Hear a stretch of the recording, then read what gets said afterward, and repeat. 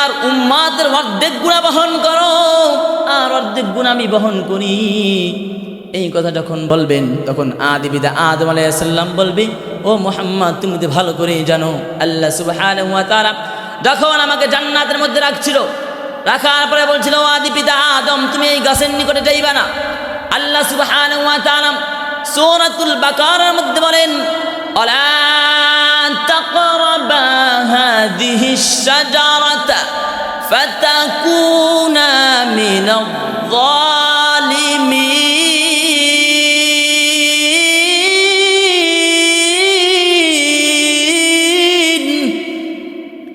আল্লাহ সুবহানাহু ওয়া তাআলা সূরাতুল বাকারার মধ্যে বলেন, ও আদি পিতা আদম তুমি এই গাছের নিকটে যাইবা না। কিন্তু আদি পিতা আদম ওই গাছের নিকটে গিয়েছিল এবং গাছের ফলও খেয়ে ফেলেছিল। তখন আদি পিতা আদম আলাইহিস সালাম বিশ্ব নবী রাহমাতুল লিল আলামিনকে বলতেছে, ও মুহাম্মদ আমার এই একটা ভুলের কারণে, একটা অসতর্কতার কারণে আজকে আমি ইয়া নফসির মধ্যে আছি। ও মুহাম্মদ আমি তোমার উম্মাতের গুনাহ আমি বহন করতে পারবো না। তখন আদি পিতা আদম আলাইহিস সালাম যখন এই কথা বললেন, তখন বিশ্ব নবী রাহমাতুল লিল আলামিন আদি পিতা আদম আলাইহিস সালামের কাছ থেকে ব্যর্থ হয়ে আরশে আজিমের নিচে চলে যাবে। আরশে আজিমের নিচে যাওয়ার পরে সিজদায় পড়ে আল্লাহ সুবহানাহু ওয়া তাআলার কাছে কান্নাকাটি করবে, ওগো আমার আল্লাহ, ওগো মালিক,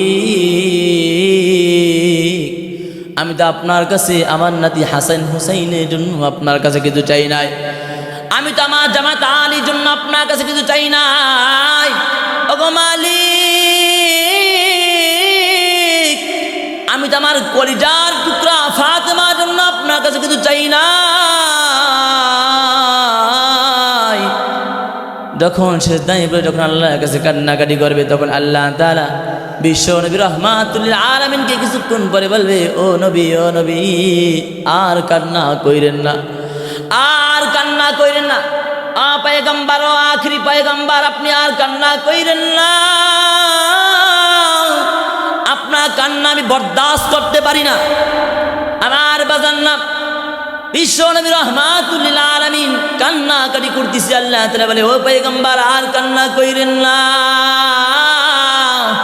আপনার কান্না আমি বরদাস্ত করতে পারি না। আল্লাহ সুবহানাহু ওয়া তাআলা সূরাতুদ দুহার মধ্যে বলেন, ওয়ালা সাউফা ইউতিকা রাব্বুকা ফাতারদা। ও পয়গম্বর ও নবী আমি আপনাকে অচিরেই এমন কিছু দান করব আপনি বড় খুশি হবেন। কিছুক্ষণ পরে আল্লাহ তাআলা বলবে, ও পয়গম্বর ও নবী জান আমি আপনাকে পারমিশন দিলাম, আপনি আপনার উম্মতকে দেখে দেখে আল্লাহর তৈরি জান্নাতে আপনি নিয়ে যান।